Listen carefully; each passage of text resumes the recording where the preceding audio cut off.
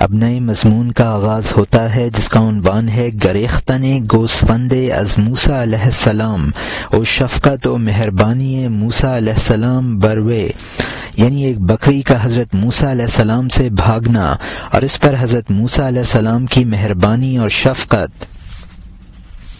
ایک بکری حضرت کلیم اللہ سے بھاگ گئی، حضرت موسیٰ علیہ السلام کے پاؤں میں آبلہ ہو گیا اور تھک گئے، اس کے پیچھے رات تک تلاش میں رہے، وہ گلہ ان کی نگاہ سے غائب ہو گیا، بکری تکان سے مست ہو گئی اور رہ گئی تو کلیم اللہ نے اس کی گرد جھاڑی۔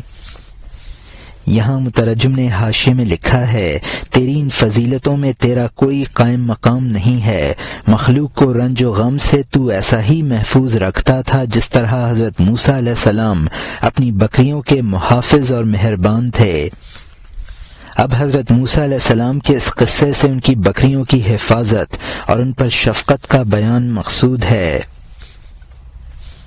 جس گلے کی وہ بکری تھی اس گلے سے حضرت موسیٰ علیہ السلام بہت دور ہو گئے، بکری بھاگتے بھاگتے تھک کر گر گئی، حضرت موسیٰ علیہ السلام نے اس کے پاس پہنچ کر اس کی گرد جھاڑی اور ماں کی طرح اس پر شفقت سے ہاتھ پھیرنے لگے۔ اور یہاں حاشیہ ختم ہوتا ہے، اس کی کمر اور سر پر ہاتھ پھیرتے تھے، ماں کی طرح اس پر مہربانی کرتے تھے، آدھا ذرہ کدورت اور غصہ نہ تھا، سوائے مہربانی اور رحم اور آنسو کے کچھ نہ تھا۔ فرمایا، میں نے مانا، تجھے مجھ پر رحم نہ آیا، تیری طبیعت نے اپنے اوپر کیوں ظلم کیا؟ خدا تعالی نے اس وقت فرشتوں سے فرمایا کہ فلاں نبوت کے لائق ہے۔ خود حضرت مصطفیٰ صلی اللہ علیہ وسلم نے فرمایا ہے کہ ہر نبی نے جوانی یا بچپن میں بکریاں چرائی ہیں۔ چرواہا پن اور اس آزمائش کے بغیر حق تعالی نے اس کو دنیا کی پیشوائی نہیں دی تاکہ ان کا وقار اور صبر ظاہر ہو جائے۔ اللہ تعالیٰ نے ان کو نبوت سے پہلے چرواہا بنایا ہے۔ ایک سوال کرنے والے نے کہا، آپ بھی اے سردار؟ فرمایا، میں بھی ایک زمانے تک چرواہا رہا ہوں۔ ہر حاکم جو انسانوں کا چرواہا پن اس طرح کرے جیسا کہ حکم ہوا ہے، اپنے چرواہے پن میں حضرت موسیٰ علیہ السلام کی بردباری کی طرح وہ تدبیر اور عقل سے بجا لائے، لا محالہ اللہ تعالیٰ اس کو جو پانی عطا فرمائے گا، روحانی چاند کے آسمان کی بلندی پر جس طرح انبیاء کو اس چرواہے پن سے بلند کر دیا اور برگزیدہ لوگوں کی چوپانی دے دی، اے خواجہ البتہ تو نے اسی چوپانی میں وہ کیا جس سے تیرا دشمن اندھا ہو جائے۔ یہاں مترجم نے حاشیے میں لکھا ہے، اس حرکت سے انہیں بکری کی اس حرکت سے انہیں ذرہ برابر غصہ نہ آیا اور اس کی درماندگی پر آنسو بہانے لگے، فرمانے لگے کہ اگر تجھے میرے بھاگنے دوڑنے پر رحم نہ آیا تو نہ صحیح تو نے اپنے اوپر بھی رحم نہ کیا۔ حضرت موسیٰ علیہ السلام کی یہ باتیں سن کر حضرت حق تعالی نے فرشتوں سے فرمایا کہ موسیٰ علیہ السلام جیسا بردبار نبوت کے لائق ہے۔ بخاری شریف کی ایک حدیث ہے کہ ہر نبی نے بکریاں چرائی ہیں۔ بکری چرانے والے میں بہت ہی حلم اور بردباری پیدا ہو جاتی ہے۔ بکری گلہ سے ادھر ادھر بہت بھاگتی ہے اور اس پر غصہ بھی نہیں اتارا جا سکتا، معمولی چوٹ سے مر جاتی ہے۔ جب حضور صلی اللہ علیہ وسلم نے یہ فرمایا کہ ہر نبی نے بکریاں چرائی ہیں تو بعض صحابہ نے عرض کیا کہ آپ نے بھی چرائی ہوں گی، تو آپ نے فرمایا، ہاں میں نے بھی مکے والوں کی بکریاں چرائی ہیں۔ مولانا رحمۃ اللہ علیہ فرماتے ہیں، جو حضرت موسیٰ علیہ السلام کی طرح مخلوق خدا کی چوپانی کرے گا اور اپنی تدبیر اور عقل سے ان کی دیکھ بھال کرے گا، اللہ تعالیٰ اس کو لامحالہ چوپانی کا روحانی مقام عنایت فرما دیتا ہے، جس طرح انبیاء کو اسی چوپانی سے منصب نبوت حاصل ہوا ہے۔ یہ مسافر کا مقولہ ہے کہ اے محتسب، تو نے چونکہ انسانوں کی چوپانی کی تھی۔ اور یہاں حاشیہ ختم ہوتا ہے۔ میں جانتا ہوں کہ بدلے میں اس جگہ تجھے خدا ہمیشہ کی سرداری عنایت کر دے گا. تیرے دریا جیسی پتیلی کی امید پر، تیری دریا جیسی ہتھیلی کی امید پر، تیرے وظیفہ دینے اور وعدے کا ایفا کرنے پر میں نے 9000 اشرفیاں بے احتیاطی سے قرض کر لیں. تو کہاں ہے تاکہ یہ تلچھٹ صاف ہو جائے؟ تو کہاں ہے تاکہ 100 گنا کرم ہاں مجھ عاجز کے ساتھ بجا لائے؟ تو کہاں ہے تاکہ 200 مہربانیاں اور عطا خستہ دل پردیسی کے ساتھ بجا لائے؟ تو کہاں ہے تاکہ چمن کی طرح مسکراتا ہوا تو مجھ سے کہے مجھ سے 100 گنا لے لے؟ تو کہاں ہے تاکہ مجھے ہنسا دے، آقاؤں کی طرح مہربانی اور احسان کرے؟ تو کہاں ہے تاکہ مجھے خزانے میں لے جائے، تاکہ مجھے قرض اور فاقے سے مطمئن کر دے؟ میں کہوں بس اور تو بڑا مہربان مجھ سے کہے گا کہ یہ بھی میری خاطر لے لے۔ مٹی کے نیچے ایک عالم کیسے سماتا ہے، ایک آسمان زمین کے نیچے کیسے سماتا ہے۔ حاشا للہ، تو اس دنیا کے باہر ہے، تو زندگی کے وقت میں بھی، اس وقت بھی غیب کی فضا میں ایک پرند اڑ رہا ہے، اس کا سایہ زمین پر بچھ رہا ہے۔ جسم دل کے سائے کا سایہ ہے، جسم دل کے رتبے کے لائق کب ہے۔ یہاں مترجم نے حاشیے میں لکھا ہے، مجھے یقین ہے کہ خدا نے تجھے بھی دائمی سرداری بخش دی ہے۔ اس پردیسی نے کہا، میں نے تیری عطا کے بھروسے پر قرض لینے میں بے پرواہی برتی اور 9000 قرض کر لیا۔ اب تو کہاں ہے کہ میرے مقدر عیش کو صاف کر دے؟ اب تو کہاں ہے کہ مجھے نعمتیں عطا کرے؟ اب اس کی موت کی حسرت کے ساتھ اپنی مردہ تمناؤں کا ذکر کرتا ہے۔ تو مجھ سے کہے کہ اپنے قرض سے 200 گنا مجھ سے لے جا۔ آقا میں کہوں کہ یہ عطا میرے لیے کافی ہے، اور تو کہے کہ میری خاطر اور لے لے۔ بہت احسان کرنے والا، میری سمجھ میں نہیں آتا کہ تجھ جیسا آسمان زمین میں کیسے سما گیا۔ اب کہتا ہے یہ میری غلطی ہے، میں تجھے زیر زمین سمجھ رہا ہوں۔ تو زندگی میں بھی ملائے اعلیٰ میں تھا اور اب بھی وہاں ہی ہے۔ تو دراصل روح تھا جو ملائے اعلیٰ کی چیز ہے، اور جسم جو زمین پر ہے بمنزلہ اس کے سایہ کے ہے۔ جسم کو سایہ قرار دیا۔ اس سایہ کی حقیقت بتاتے ہیں کہ قلب روح ہے، اور روح کی 2 قسمیں ہیں، ایک روح سراجی جو روح اعظم ہے اور وہ تمام ارواح کا منبع ہے، دوسری روح زجاجی جو ہر شخص میں جدا ہے اور اس کا تعلق ہر شخص سے روح حیوانی کے ذریعے ہے۔ تو جسم روح حیوانی سے استفادہ کرتا ہے اور روح زجاجی کے تابع ہے، اور روح زجاجی روح سراجی کے تابع ہے۔ تو جسم اس روح سراجی کے سائے کا سایہ ہوا، لہذا جسم کو وہ رتبہ کہاں مل سکتا ہے جو روح کو حاصل ہے۔ اور یہاں حاشیہ ختم ہوتا ہے۔ انسان سویا ہوا ہے، اس کی روح سورج کی طرح ہے، آسمان میں چمکتی ہوئی، اور جسم بر میں ہے، روح خلا میں گوٹ کی طرح مخفی ہے۔ جسم لحاف کے نیچے کروٹیں بدل رہا ہے، روح چونکہ من امر ربی یعنی تیرے رب کے امر سے ہے، پوشیدہ ہے۔ میں جو مثال بھی کہوں وہ جدا گانا ہے۔ ہائے تعجب، وہ تیرا شکر برسانے والا لعل کہاں ہے؟ وہ تیرے بھلے جواب اور اسرار کہاں ہیں؟ ہائے تعجب، وہ شکر چبانے والا عقیق کہاں ہے؟ وہ ہماری مشکلوں کی کنجی کہاں ہے؟ ہائے تعجب، وہ ذوالفقار جیسا کلام کہاں ہے؟ وہ جو عقلوں کو بے قرار کر دیتا تھا، گھونسلہ ڈھونڈنے والی فاختہ کی طرح کب تک؟ کوکو اور کوکو اور کوکو کہاں ہے؟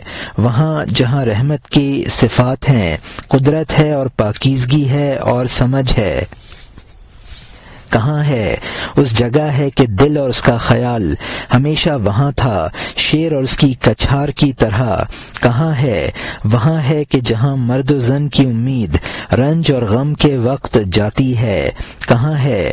وہاں ہے کہ بیماری کے وقت صحت کی امید پر آنکھ اٹھتی ہے۔ اس طرف کی برائی کے دفیہ کے لیے، کھیتی اور کشتی کے لیے تو ہوا کو تلاش کرتا ہے، اس جانب کہ دل اشارہ کیا کرتا ہے جب زبان یاہو کہتی ہے۔ یہاں مترجم نے حاشیے میں لکھا ہے کہ نیند کی حالت میں جسم لحاف میں سویا ہوا ہوتا ہے اور روح عالم مجردات میں درخشاں ہے۔ روح کو قرآن نے امر رب کہہ کر مخفی رکھا ہے تو وہ کسی مثال کے ذریعے بھی نہیں سمجھائی جا سکتی۔ اب پھر محتسب کے فضائل کا ذکر ہے۔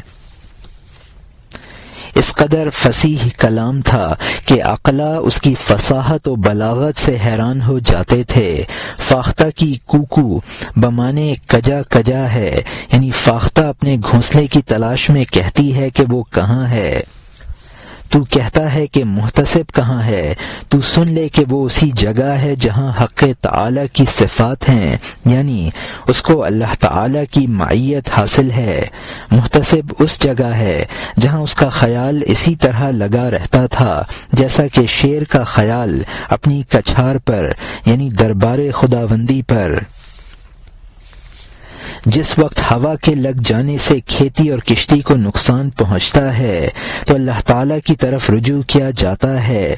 دل اشارات جب ذکر کرنے والا یاہو کا ذکر کرتا ہے تو قلب اللہ تعالیٰ کی طرف اشارہ کرتا ہے۔ اور یہاں حاشیہ ختم ہوتا ہے۔ وہ بغیر کوکو کے اللہ تعالیٰ کے ساتھ ہے۔ کاش ہم جولاہوں کی طرح ماکو کہتے۔ ہماری عقل کہاں ہے تاکہ غرب اور شرق کو دیکھے؟ سینکڑوں قسم کی روشنیاں روحوں پر پڑ رہی ہیں۔ جھاگ میں رہتے ہوئے اس کے لیے گھٹاؤ بڑھاؤ تھا، گھٹاؤ ختم ہو گیا، بڑھاؤ باقی رہ گیا۔ یہاں مترجم نے حاشیے میں لکھا ہے اس کو اللہ تعالیٰ کی معیت حاصل ہے اور بغیر کو کے ہے، یعنی اس کے متعلق وہ کجا نہیں کہا جا سکتا کیونکہ وہ مقام لافانی ہے۔ ہمیں آن کجا کے بجائے تا کجا کہنا چاہیے کیونکہ ہم مکانی ہیں۔ ماکو کے دو معنی ہیں، ایک یہ ہم کہاں ہیں اور دوسرے جولاہوں کی نالی جس میں وہ لپٹا ہوا دھاگا رکھ کر تانے میں بانا بنتے ہیں۔ اگر ہمیں عقل ہو تو ہم دیکھ سکتے ہیں کہ مشرق و مغرب میں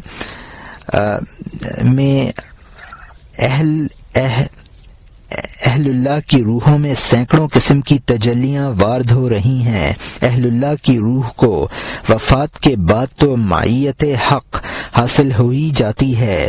زندگی میں جب کہ روح جسم کی جھاگ میں تھی اس کے قرب الہی کے اعتبار سے گھٹاؤ بڑھاؤ تھا، جب وفات ہو جاتی ہے تو گھٹاؤ ختم ہو جاتا ہے اور بڑھاؤ ہی رہتا ہے۔ اور یہاں حاشیہ ختم ہوتا ہے۔ میرے اوپر 9000 قرض اور بے دسترس ہوں، اس چندے سے 100 دینار ہیں اور بس اللہ تعالیٰ نے تجھے کھینچ لیا، میں کشمکش میں رہ گیا۔ اے پاک تربت، تیرے ہزار سے میں مایوس جاتا ہوں، تیرے مزار سے میں مایوس جاتا ہوں۔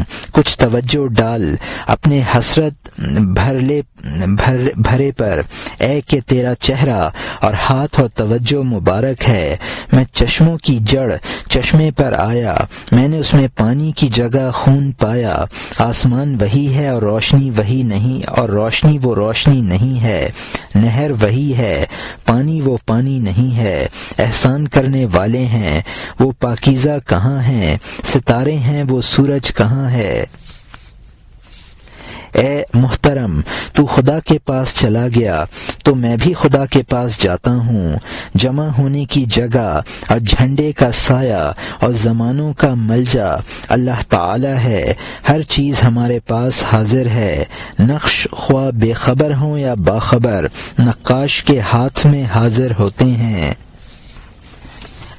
یہاں مترجم نے حاشیے میں لکھا ہے، اس مقروض نے کہا مجھ پر 9,000 قرضہ ہے جو میری دسترس سے باہر ہے، اس لیے کہ اس چندے میں بھی 100 دینار ملے ہیں۔ اللہ تعالیٰ نے تجھے عالم بالا کی جانب کھینچ لیا، میں اب کشمکش میں ہوں اور واپس جا رہا ہوں، اب کچھ روحانی توجہ ڈال دے۔ اشرفیاں تو نہ میں رنج و غم میں اشرفیاں تو نہ ملیں، رنج و غم حاصل ہوا، آسمان و زمین وہی ہے لیکن تیرے مرنے سے اب اس میں رونق اور سخاوت نہیں ہے۔ دنیا میں احسان کرنے والے ہیں لیکن تجھ سا کہاں ہے، تو سورج تھا اور دوسرے ستارے ہیں، تو خدا کے پاس پہنچ گیا، اب میں بھی پہنچتا ہوں۔ کل لدینا محضرون، یعنی سب ہمارے پاس حاضر کیے ہوئے ہیں، یعنی خدا کی طرف لوٹنا ہے۔ لشکر کے لوگ جھنڈے کے پاس جمع ہوتے ہیں، مر کر تو سب خدا کی طرف لوٹیں گے، زندگی میں بھی سب اسی کے تصرف میں ہیں۔ اور یہاں حاشیہ ختم ہوتا ہے۔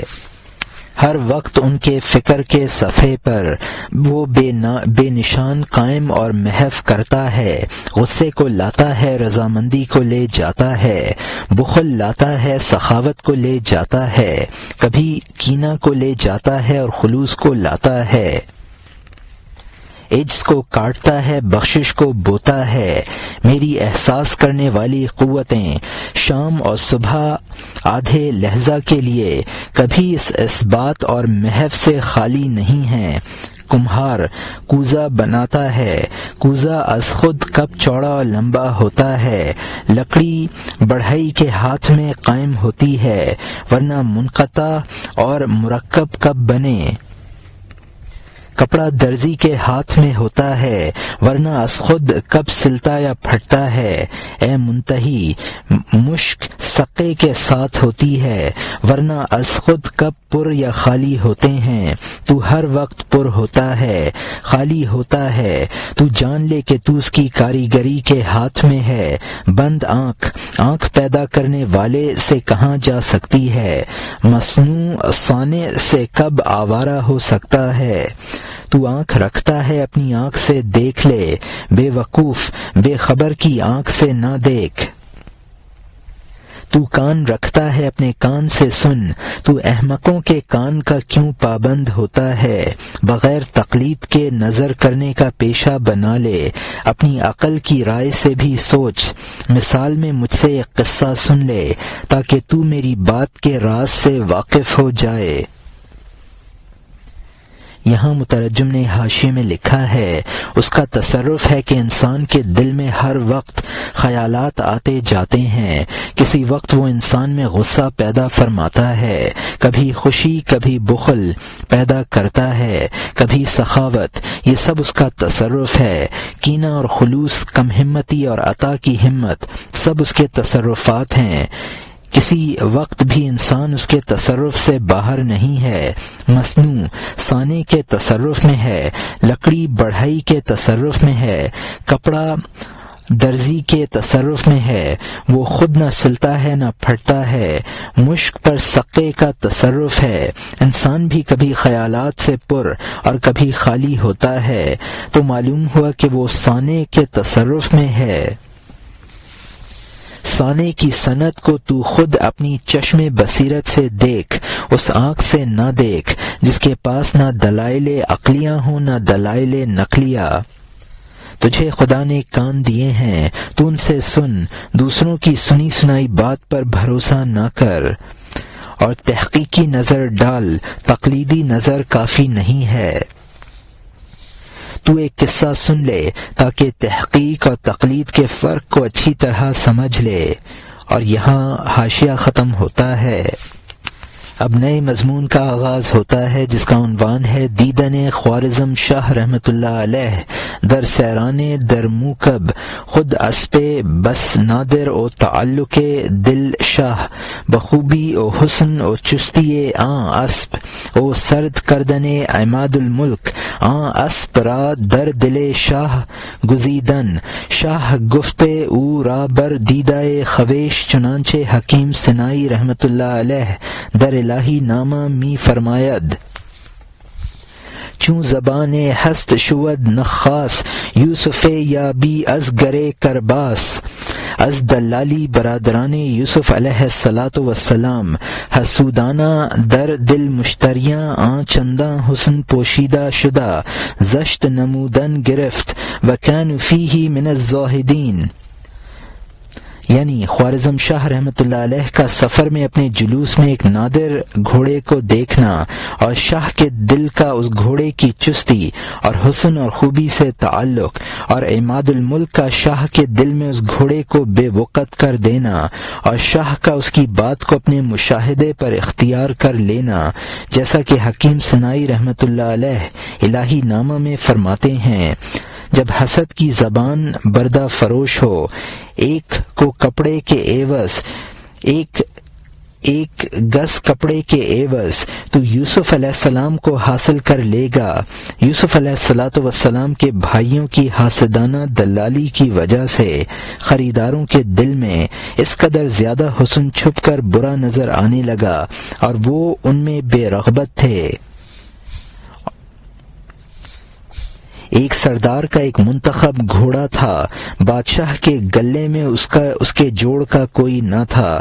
وہ صبح کو جلوس میں سوار ہوا، خوارزم شاہ نے اچانک گھوڑا دیکھ لیا، شاہ کی نظر کو اس کی شان اور رنگت نے اچک لیا، شاہ کی نظر واپسی تک گھوڑے پر تھی۔ یہاں مترجم نے حاشیے میں لکھا ہے خوارزم شاہ نے گھوڑے کو تقنیدی نظر سے دیکھا، فوراً عماد الملک کے کہنے سے اس کا خیال بدل گیا، اگر تحقیق کی نظر سے کام لیتا تو گھوڑے سے محروم نہ رہتا۔ حکیم سنائی رحمۃ اللہ علیہ مشہور صوفی شاعر ہیں، الہی نامہ حکیم سنائی رحمۃ اللہ علیہ کی مشہور کتاب ہے، یہ شعر الہی نامہ کا ہے۔ اگر بردہ فروش دلال کی زبان حاسد ہو تو غلام بے وقت ہو جاتا ہے اور معمولی قیمت میں فروخت ہو جاتا ہے۔ حضرت یوسف علیہ السلام جیسے غلام کی قیمت بھی ایک گز کپڑا رہ جاتی ہے۔ حضرت یوسف علیہ السلام کے بھائی چونکہ حاسد تھے اس لیے خریدار ان کے خریدنے کے زیادہ شائق نہ بنے۔ ایک سردار کا اس قدر منتخب گھوڑا تھا کہ اس جیسا گھوڑا بادشاہ کے پاس بھی نہ تھا۔ بادشاہ اس کو واپسی تک ٹکٹکی باندھ کر دیکھتا رہا، اور یہاں حاشیہ ختم ہوتا ہے۔ وہ اس کے جس عضو پر نظر ڈالتا وہ ہر ایک دوسرے سے زیادہ اچھا نظر آتا۔ چستی اور خوبی اور سبک روی کے علاوہ اللہ تعالیٰ نے اس میں نادر صفتیں رکھی تھیں۔ پھر بادشاہ کی عقل نے ٹٹول کی کہ یہ کیا چیز ہے جو عقل کا راستہ روکتی ہے؟ میری آنکھ پر سیر اور بے نیاز ہے، 200 سورجوں کی روشنی رکھتی ہے۔ اے مخاطب، شاہوں کا رخ میرے لیے پیادہ ہے، مجھے آدھا معمولی گھوڑا خواہ مخواہ فریفتہ کرتا ہے۔ جادو پیدا کرنے والے نے جادو کیا ہے، وہ کشش اس کی ہے نہ اس کی خصوصیتیں۔ اس نے فاتحہ اور بہت لاحول پڑھی، فاتحہ اس کے سینے میں درد بڑھاتی تھی کیونکہ اس کو فاتحہ خود کھینچ رہی تھی۔ فاتحہ کشش اور دفیہ میں یکتا ہے، اگر وہ غیر کو دکھاتا ہے تو وہ اس کا ملمہ کرنا ہے، اور اگر غیر نظر سے گرے تو اس کی تنبیہ ہے، تو اس کو یقین ہو گیا کہ اس جانب کی کشش ہے۔ اللہ تعالی کا کام ہر وقت نادر کو پیدا کرنا ہے۔ پتھر کا گھوڑا، پتھر کا بیل ابتلا کی وجہ سے خدا کی تدبیر سے مسجود بن جاتا ہے۔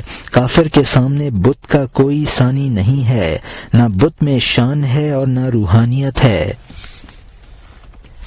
یہاں مترجم نے حاشیے میں لکھا ہے کہ گھوڑے میں چستی اور خوبی اور سبک روی کے علاوہ اور بھی صفات تھیں۔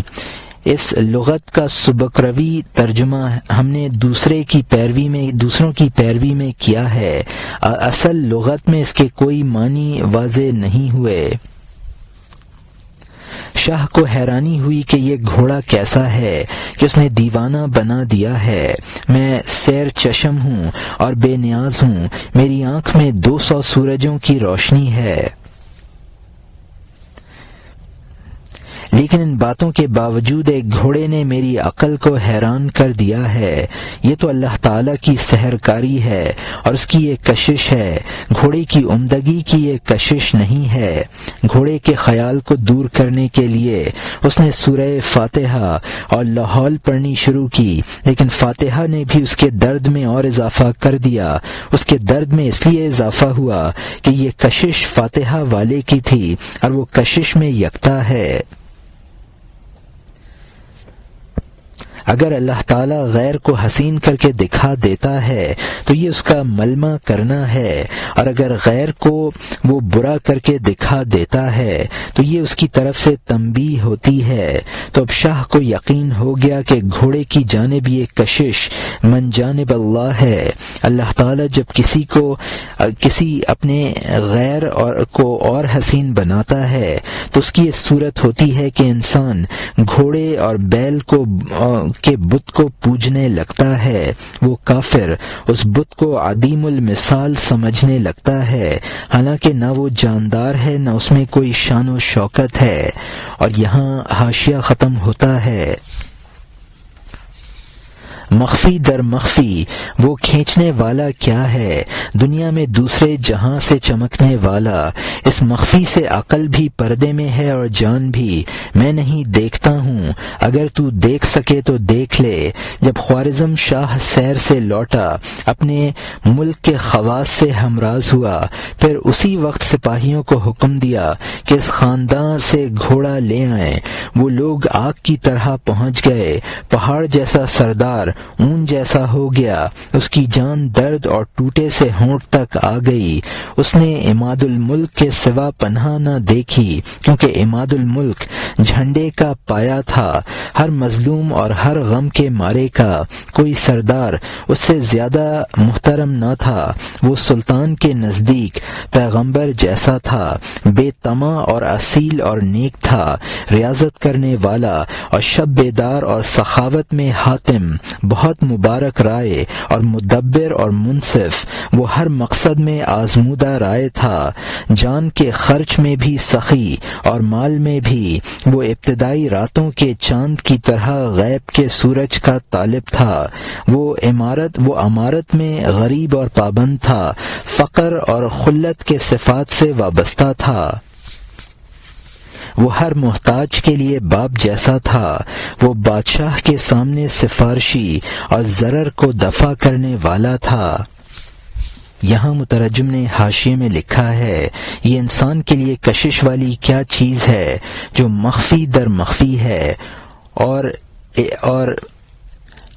عالم غیب سے اس عالم میں آ کر انسان کو متاثر کرتی ہے۔ اس کو نہ عقل سمجھ سکتی ہے نہ روح۔ وہ قدر کا راز ہے جس میں بحث کرنا بھی ممنوع ہے۔ اب پھر اصل قصہ شروع کیا ہے کہ جب خوارزم شاہ واپس آیا تو اس نے اپنے خواص سے مشورہ کیا، پھر سپاہیوں کو روانہ کر دیا کہ وہ سردار کا گھوڑا جبرن لے آئیں۔ وہ سردار بھی تگڑا تھا، لیکن سپاہیوں کے بالمقابل اس کی کچھ نہ چلی۔ وہ سردار اس گھوڑے کے صدمے سے جاں بلب ہو گیا اور سوچا کہ اس مصیبت کو صرف عماد الملک ٹال سکتا ہے۔ جھنڈے کا پایا یعنی لوگوں کا مرجع تھا۔ خوارزم شاہ عماد الملک کی بہت عزت کرتا تھا، اس کے کہنے کو نبی کے فرمان جیسا سمجھتا تھا۔ جان و مال خرچ کرنے میں سخی تھا، اللہ تعالیٰ سے اسی طرح کسب فیض کرتا تھا جس طرح ہلال سورج سے کرتا ہے۔ امیر تھا لیکن اپنے آپ کو غریبوں میں شمار کرتا تھا اور ان کا پابند تھا۔ اور یہاں حاشیہ ختم ہوتا ہے۔ اللہ تعالیٰ کی بردباری کی طرح بروں کے لیے پردہ تھا، اس کے اخلاق لوگوں کے برعکس اور جدا تھے۔ بارہا پہاڑ کی جانب اکیلا چلا جاتا تھا، بادشاہ نے 100 خوشامدوں سے اسے منع کیا تھا۔ ہر وقت اگر 100 جرموں کا سفارشی بنتا، بادشاہ کی آنکھ کو اس سے شرم آتی۔ وہ جوان مرد عماد الملک کے سامنے گیا، سر ننگا کیا اور خاک پر گر گیا۔ کہہ دے کہ لونڈی ماں ہر چیز کے جو میرے پاس ہے لے لے، حتیٰ کہ ہر لوٹنے والا میرے ماحصل کو لے لے۔ وہ ایک گھوڑا ہے، میری جان اس میں گروی ہے۔ اے بھلے دوست، اگر وہ لے لے گا میں یقیناً مر جاؤں گا۔ اگر وہ میرے ہاتھ سے اس گھوڑے کو لے جائے گا، میں یقین سے جانتا ہوں میں جی نہ سکوں گا، چونکہ خدا نے اس سے مجھے دلچسپی دی ہے۔ اے مسیحا، جلد میرے سر پر ہاتھ پھیر دے۔ زن اور زر اور جائیداد سے مجھے صبر حاصل ہے، یہ بناوٹ نہیں ہے، سچائی ہے۔ اگر اس بارے میں تجھے میرا یقین نہیں ہے، میرے قول اور وعدے کا امتحان لے لے۔ امتحان۔ عماد الملک روتا ہوا، آنکھیں ملتا ہوا، پریشان حال بادشاہ کے پاس دوڑ گیا، ہونٹ بند کر لیے اور بادشاہ کے پاس کھڑا ہو گیا۔ رب العباد خدا سے راز کہتا ہوا وہ کھڑا ہوا بادشاہ کا راز سن رہا تھا۔ اس دوران میں اس کا خیال یہ بتا رہا تھا کہ اے خدا، اگر وہ جوان ٹیڑھا راستہ چلا ہے، کیونکہ تیرے سوا کسی کو پناہ نہ بنانا چاہیے، تو اپنے شایان شان کر، اس کی گرفت نہ کر۔ اگرچہ وہ ہر قیدی سے اپنی خلاصی چاہے، کیونکہ سب مخلوق محتاج ہے، سب فقیر سے لے کر بادشاہ تک۔ یہاں مترجم نے حاشیے میں لکھا ہے، بروں کی برائی کو اللہ تعالیٰ کی بردباری کی طرح چھپاتا تھا، اس قدر بہادر تھا کہ اکیلا پہاڑوں کی طرف چلا جاتا تھا جہاں قاتل، ڈاکو اور درندے بکثرت ہوتے ہیں۔ اگر وہ ایک درخت میں 100 سفارشیں بھی ایک وقت میں 100 سفارشیں بھی کرتا تو شاہ اس کی بات ٹالنے میں شرم محسوس کرتا تھا۔ وہ سردار جس کا گھوڑا چھنا تھا عماد الملک کے دربار میں ننگے سر زمین پر جا گرا۔ عماد الملک سے عرض کیا کہ بادشاہ سے کہہ دیجئے کہ میری محبوبہ لونڈی اور سارا مال و زر لے لیجئے اور لوٹنے والوں کو لوٹ کا حکم دے دے، بس میرا گھوڑا چھوڑ دے، کیونکہ میری جان اس میں اٹکی ہے، اس کے بغیر میں زندہ نہ رہ سکوں گا۔ اللہ تعالیٰ نے میرے دل میں اس کی محبت پیدا کر دی ہے، اگر وہ میرے پاس سے چلا گیا تو میں مر جاؤں گا، لہٰذا آپ مسیحائی دکھائیے۔ اگر بادشاہ گھر بار نقد و جائیداد لے گا تو میں صبر کر لوں گا۔ عماد الملک بادشاہ کے دربار میں کھڑا ہوا اور خدا سے راز کی باتیں کر رہا تھا جن کا ذکر آئندہ اشعار میں ہے۔ بادشاہ کی باتوں سے اس کے دلی خیال معلوم کر رہا تھا۔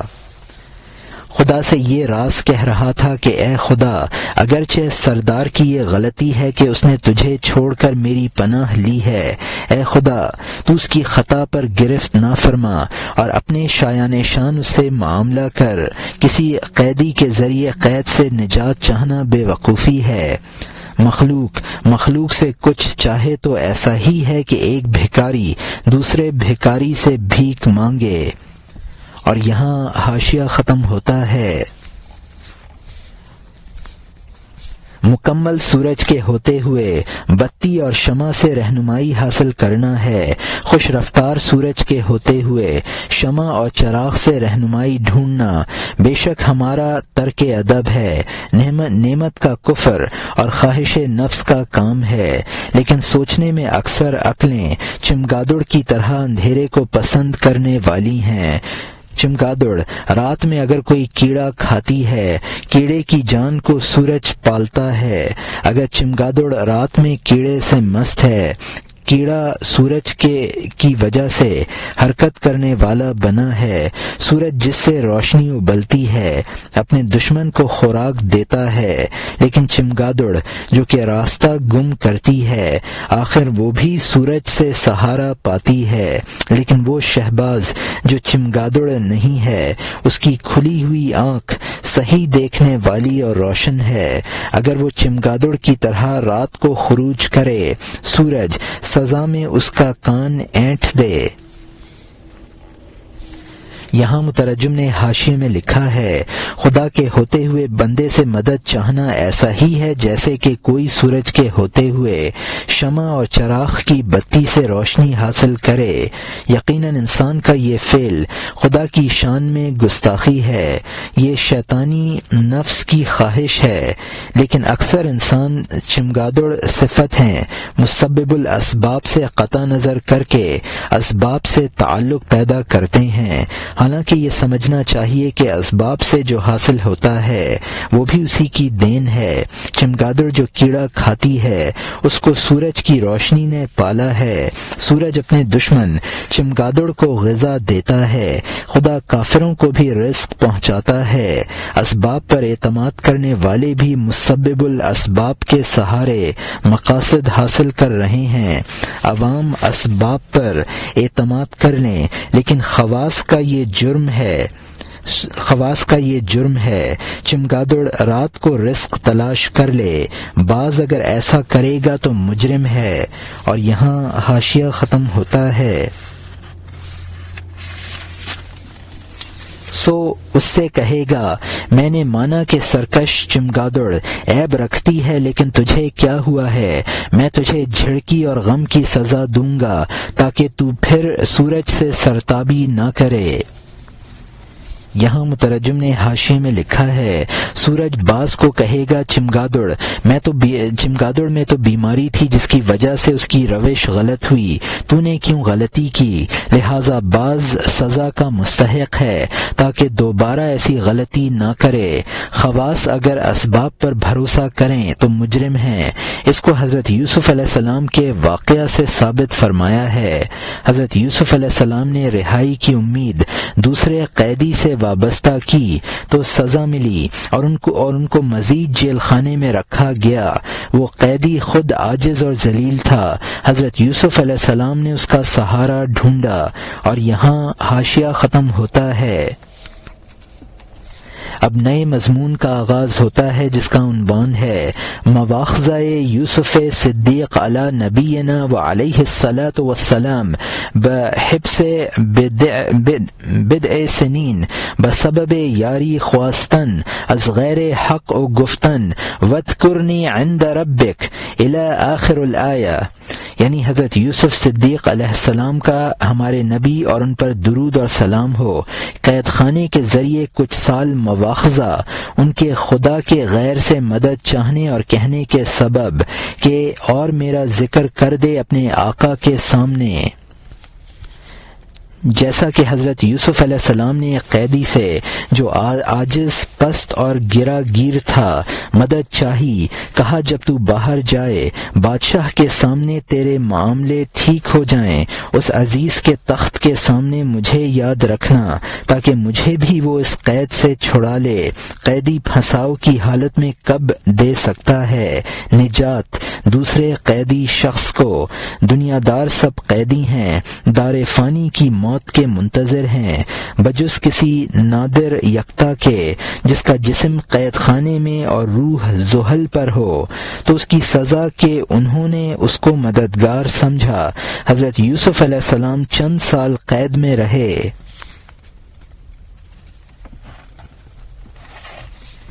یہاں مترجم نے حاشیے میں لکھا ہے، اس کے دل میں غم کی گرہیں تھیں۔ قرآن نے حضرت یوسف علیہ السلام کا مقولہ نقل کیا ہے، وقال للذی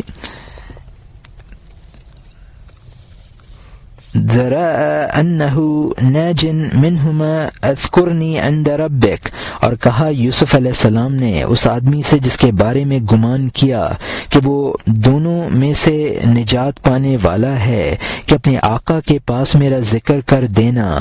اس شخص نے کہا کہ عزیز مصر کے یہاں میرا ذکر کر دینا۔ مصر کے گورنر کو عزیز کہا جاتا تھا۔ دنیا کے لوگوں سے مدد چاہنا قیدی سے رہائی میں مدد چاہنا ہے۔ انسان کو مرنے پر دنیا کے قید خانے سے نجات ملتی ہے۔ ہاں، کسی باخدا انسان سے مدد مانگی جا سکتی ہے۔ زحل ستارہ جو 7ویں آسمان پر مانا جاتا ہے، کیونکہ حضرت یوسف علیہ السلام سے یہ لغزش ہوئی، اس لیے ان کو مزید قید بھگتنی پڑی۔ اور یہاں حاشیہ ختم ہوتا ہے۔ شیطان نے حضرت یوسف علیہ السلام کی یاد اس کے ذہن سے مٹا دی، اور شیطان نے وہ بات اس کے دل سے بھلا دی۔ اس گناہ کی وجہ سے جو نیک خصلت سے سرزد ہوا، وہ خدا تعالی کی جانب سے 7 سال قید میں رہے کہ عطا کے سورج سے کیا کمی ہوئی تھی جس سے تو چمگادڑ کی طرح تاریکی میں گر گیا۔ ہاں، سمندر اور ابر کی جانب سے کون سی کوتاہی ہوئی جس سے توریت اور سراب سے مدد تو ریت اور سراب سے مدد چاہنے لگا۔ عوام اگرچہ چمگادڑ کی طبیعت والے اور مجاز ہیں، اے یوسف علیہ السلام، آخر تو کھلی ہوئی آنکھ رکھتا ہے۔ اگر کوئی چمگادڑ اندھے پن اور تاریکی میں چلی گئی، آخر شاہ کو دیکھے ہوئے باز کو کیا ہوا؟ تو اس خطا پر استاد نے ان کو سزا دی کہ پرانی لکڑی کا ستون نہ بنا، لیکن حضرت یوسف علیہ السلام کو اپنے میں مشغول کر لیا تاکہ اس قید سے ان کے دل میں درد نہ آئے۔ اللہ تعالیٰ نے ان کو ایسی انسیت اور مستی عطا کی کہ نہ ان کے سامنے قید خانہ رہا نہ تاریکی۔ کوئی قید خانہ رحم مادر سے زیادہ وحشتناک نہیں ہے، نہ خوش اور تاریک اور خون بھرا اور ناموافق، جبکہ اللہ تعالیٰ نے تیرے لیے کھڑکی اپنی جانب کھول دی۔ ہر وقت رحم میں تیرا جسم بڑھتا ہے۔ یہاں مترجم نے حاشیے میں لکھا ہے، قرآن پاک میں ہے فَأَنسَاهُ الشَّيْطَانُ ذِكْرَ رَبِّهِ، یعنی اس قید خانے سے چھوٹنے والے کو شیطان نے آقا کے پاس ذکر کرنا بھلا دیا۔ یہ معصیت نہ تھی، ذلت تھی۔ قرآن میں بدا کا لفظ فرمایا ہے جو 3 سال سے 9 سال تک کی مدت کے لیے بولا جاتا ہے۔ مولانا نے 7 سال متعین کیے ہیں۔ حضرت یوسف علیہ السلام پر ناراضی کا اظہار اس طریقے پر کیا کہ ہماری جانب سے تمہاری مدد میں کیا کمی آئی کہ تم نے دوسروں کی مدد چاہی۔ عوام تو اندھے ہیں، وہ دوسروں سے مدد چاہتے ہیں، مروع عتاب نہیں ہیں۔ اے یوسف علیہ السلام، تمہاری تو آنکھیں کھلی ہوئی ہیں۔ اگر چمگادڑ تاریکی چاہے تو اتنا قصوروار نہیں جتنا کہ شاہی باز مشہور ہے، حسنات الابرار سیئات المقربین، یعنی نیکوں کی نیکیاں بارگاہ کے مقربوں کی برائیاں ہیں۔ یعنی وہی ایک بات جس پر نیکوں کو بھلائی ملتی ہے، وہ بات اگر مقرب بارگاہ کرے تو اس کی گرفت ہو جاتی ہے۔ یوسف علیہ السلام بہرحال محبوب خدا تھے، اس لیے اس سزا میں بھی ان کو راحت عطا کر دی گئی۔ اس قید کی حالت میں ان پر وہ تجلیات تھیں جن سے وہ اس قید خانے کو قید خانہ سمجھتے تھے، نہ وہاں کی تاریکی کو تاریکی۔ اس پر تعجب نہ کرو، ماں کے رحم سے زیادہ تاریک کون سا قید خانہ ہوگا، لیکن خدا اس رحم کا دریچہ اپنی طرف کھول دیتا ہے اور بچہ کس قدر خوش و خرم رہ کر بڑھتا ہے۔ اور یہاں حاشیہ ختم ہوتا ہے۔ اس قید خانے میں بے اندازہ ذوق سے تیرے جسم کے پودے سے عمدہ حواس کھل گئے، اس رحم سے باہر آنا تیرے لیے ناگوار ہو گیا، تو اس کی شرمگاہ سے کمر کی طرف بھاگنے لگا۔ لذت کا راستہ اندر سے سمجھ نہ کہ باہر سے، محل اور قلعوں کی جستجو بے وقوفی سمجھ۔ ایک مسجد کے کونے میں مست اور شاد ہے اور وہ دوسرا باغ میں منہ بنائے اور بے مراد ہے۔ محل کوئی چیز نہیں ہے، بدن کو ویران کر دے۔ اے میرے سردار، خزانہ ویرانی میں ہے، کیا تو یہ نہیں دیکھتا کہ شراب کی محفل میں مست اس وقت خوش ہوتا ہے جب وہ ویران ہو جائے؟ اگرچہ گھر پر نقش و نگار ہے اس کو اکھاڑ دے، خزانہ تلاش کر اور خزانے سے اس کو آباد کر دے۔ گھر نقش اور تصویر اور خیال سے بھرا ہوا، اور یہ صورتیں وصل کے خزانے پر پردے کی طرح ہیں۔ خزانے کا عکس اور سورج اور سونے کی چمک ہے کہ یہ صورتیں سینے میں جوش مارتی ہیں۔ شریف پانی کے عکس اور لطف سے بھی پانی کی سطح پر جھاگ کے اجزاء پردہ ہو گئے ہیں۔ قیمتی جان کے جوش اور لطف سے بھی جسم کا وجود جان کے چہرے پر پردہ بن گیا ہے۔ تو وہ مثل سن لے جو زبانوں پر جاری ہے کہ جو کچھ ہم پر گزرتی ہے وہ ہماری طرف سے ہے۔ یہاں مترجم نے حاشیے میں لکھا ہے، اسی رحم مادر کے قید خانے میں بچے کے حواس کے پھول کھلتے ہیں۔ بچہ اس رحم سے نکلنا پسند نہیں کرتا، پیدائش کے وقت پیچھے کو بھاگتا ہے۔ لذت کا مدار خارجی اسباب پر نہیں ہے، سکون قلب پر ہے۔ دولت اور قلعوں میں لذت کی تلاش بے وقوفی ہے۔ جس کو اللہ تعالی قلبی سکون دے دیتا ہے وہ مسجد کے کونے میں مست رہتا ہے، ورنہ چمن میں رنجیدہ رہتا ہے۔ معلوم ہوا کہ لذت قلعہ اور محل میں نہیں ہے، لہٰذا تو اس جسم کے قلعے کو مجاہدے سے برباد کر دے، پھر دیکھ ویرانے میں تجھے کیسا خزانہ ملتا ہے۔ شرابی کو اس وقت لذت آتی ہے جب بزم شراب خراب اور اس کے حواس ویران ہو جاتے ہیں۔ جسم کے نقش و نگار کی پسندیدگی کی وجہ سے اس کے ویران کرنے سے نہ گھبرا، اس لیے کہ اس کو ویران کرنے کے بعد اس میں سے بہت قیمتی خزانہ برآمد ہوگا۔ اس گھر کی بنیاد میں خزانہ مدفون ہے اور یہ حسین مکان اس کا پردہ ہے۔ سینے میں جو حسین تصویر ابھرتی ہے یہ اس اصل خزانے کا عکس ہے۔ جس طرح انسان جھاگ کی وجہ سے اصل پانی کے نظارے سے محروم رہتا ہے، اسی طرح اس جسم کے نقش و نگار کی وجہ سے روح کے خزانے کے لطف سے محرومی ہے۔ انسان کا بدن روح کا خزانہ کا پردہ اور حجاب ہے۔ جب یہ معلوم ہو گیا کہ ہمارا جسمانی نقش و نگار ہی روح کے خزانے کے دیدار سے محرومی کا سبب ہے تو یہ مثل ہم پر بالکل صادق آ گئی کہ ہمارے مصائب خود ہمارے پیدا کردہ ہیں۔ اور یہاں حاشیہ ختم ہوتا ہے۔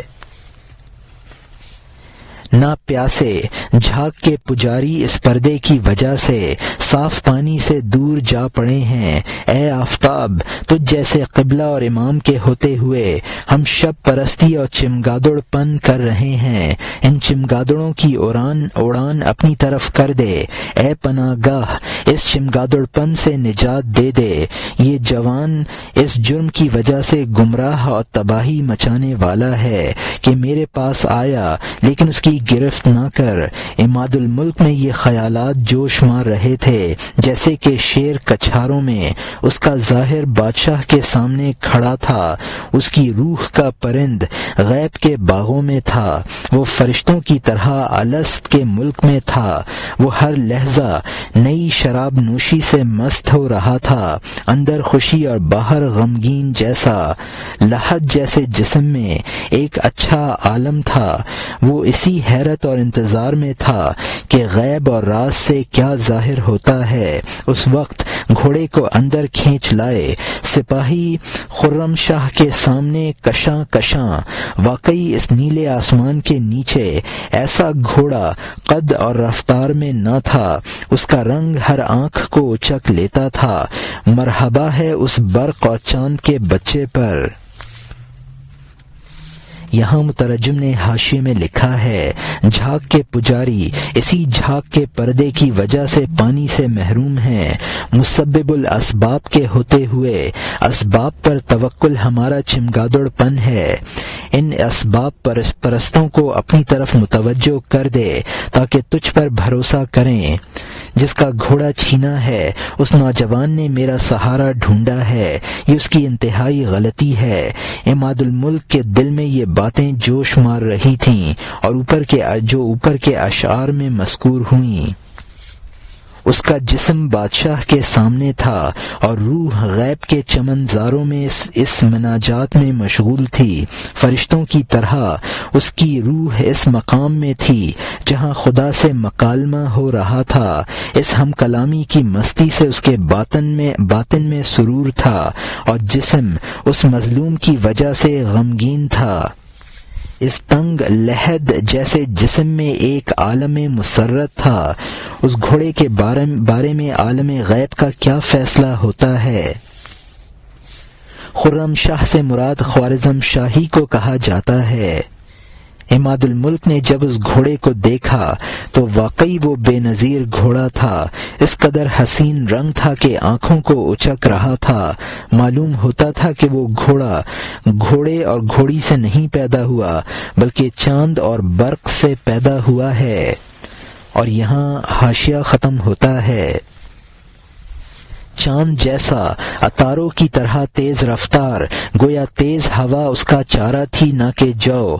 چاند ایک رات میں آسمان کے میدان میں چلنے اور رفتار میں قطع کرتا ہے۔ جب چاند نے ایک رات میں برجوں کو قطع کر لیا تو معراج کا کیوں منکر بنتا ہے؟ وہ عجیب در یکتا 100 چاند جیسا ہے کہ اس کے ایک اشارے سے چاند 2 ٹکڑے ہو گیا۔ وہ عجیب بات جو چاند کے ٹکڑے ہونے میں دکھائی وہ مخلوق کے ادراک کی کمزوری کے بقدر تھی۔ انبیاء اور رسولوں کے کاروبار آسمانوں اور ستاروں سے باہر ہیں۔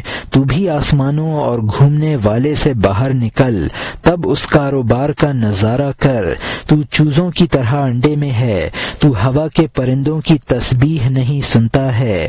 معجزوں کی اس جگہ تشریح نہ ہو سکے گی۔ گھوڑے اور خرم شاہ اور سرگزشت کی بات کر۔ اللہ تعالی کی مہربانی کا سورج جس پر بھی چمک گیا، کتے اور گھوڑے پر اس نے کہف کی شان و شوکت حاصل کر لی۔ تو اس کی مہربانی کی چمک کو یکساں بھی نہ سمجھ۔ پتھر اور لعل کو اس نے نشانی دی ہے۔ لعل کے پانی اس سے حاصل شدہ خزانہ ہے۔ پتھر کے لیے گرمی اور تابش ہے اور بس۔ جو دھوپ دیوار پر پڑتی ہے ایسی نہ ہوگی جیسا کہ پانی اور حرکت سے۔ یہاں مترجم نے حاشیے میں لکھا ہے چاند اور اتاروں کی طرح تیز رو تھا۔ معلوم یہ ہوتا تھا کہ وہ جو اور دانے کے بجائے تیز ہوا سے پلا ہے۔ چاند کی تیز روی کا بیان ہے۔